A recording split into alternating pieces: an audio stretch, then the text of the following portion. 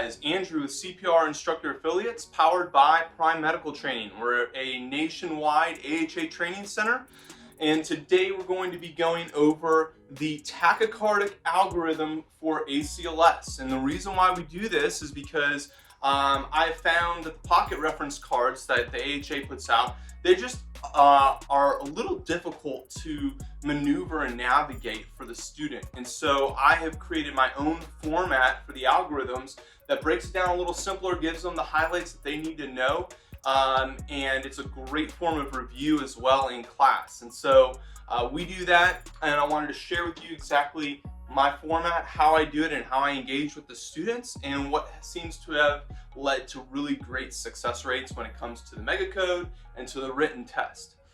So tachycardia, I'll usually put it up here on the board, tachy, and I'll tell them that we deal with both stable and unstable, and then we also deal with narrow and wide complex. So I'm going to talk to you like you're the student. I'm going to say, so what is narrow and what is wide? And so I'll write that here for them. I like to write everything that I'm doing on the board. It slows the class down a little bit, and it also gives people a visual. I mean, not everybody's a visual learner, but a lot of people are. So I try to make sure that I'm appealing to all the different learning styles. So narrow, and I will say, generally when we're speaking about a narrow complex tachycardia, we're talking SVT. And then wide complex equals VTAC with a pulse.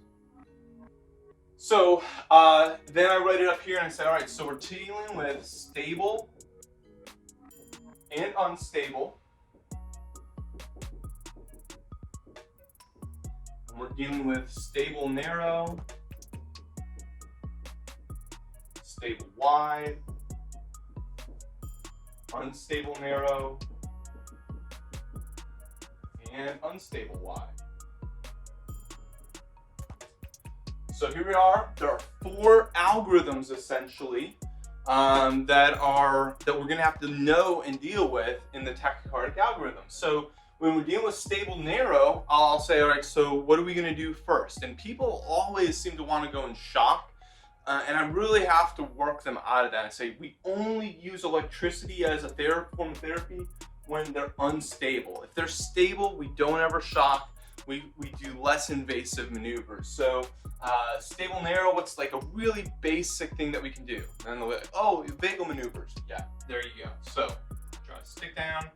I say vagal. All right, what happens if that doesn't work? Then they'll say, it's one of those A words: adenosine, amiodarone, atropine, adenosine. How much? 6 milligrams followed by 12 milligrams. I always make my students answer. I don't give them the answers. Again, that's a way for them to find information for themselves. I'm teaching them how to navigate their books, how to navigate their pocket reference cards, so that later on for the test, for the mega code, they already are familiar with how to navigate and find answers in those resources. So never give them the answers. I make them look for it. 6 and 12, and then sometimes people will say, give another 12 milligrams, and that kind of went out the window. AHA is just now teaching 6, followed by 1 second dose of 12 milligrams. Then we'll go over here and I'll say, what about wide? That's it for the algorithm. There's 2 things basically, vagal and adenosine for narrow. What about wide? Well, in wide complex, sometimes they'll say, can you use adenosine? And the answer is yeah, potentially. And I'll explain, I'll say, you know, adenosine is really meant to deal with the atrium, which is where SVT is occurring.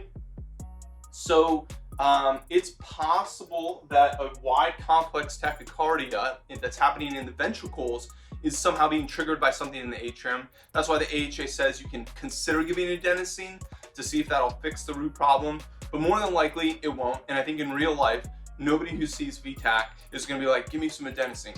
I just don't think that that's a very realistic thing for a physician or somebody else to order. All right, so you can consider adenosine, but really the drug that's going to be given here is amiodarone. and say how much do we give. It's supposed to be 150 milligrams given over 10 minutes. Throw that up on the board. That's it. So amio 150 over 10 minutes. What about unstable people? I draw a line towards the center from both the narrow and the wide, and I say it's the same answer. What did I tell you that we only do for unstable people? And they'll respond, oh yeah, transcutaneous spacing, not quite. We're going to do synchronized cardioversion. So I'll write that up here. Then I draw two sticks going away from each other. So one going more towards the narrow side, one towards the wide, and I'll say, now what's the dose for this? And so narrow complex, I'll have them look it up, should be 50 to 100 joules. And then wide complex is going to be 100 to 150 joules, generally speaking.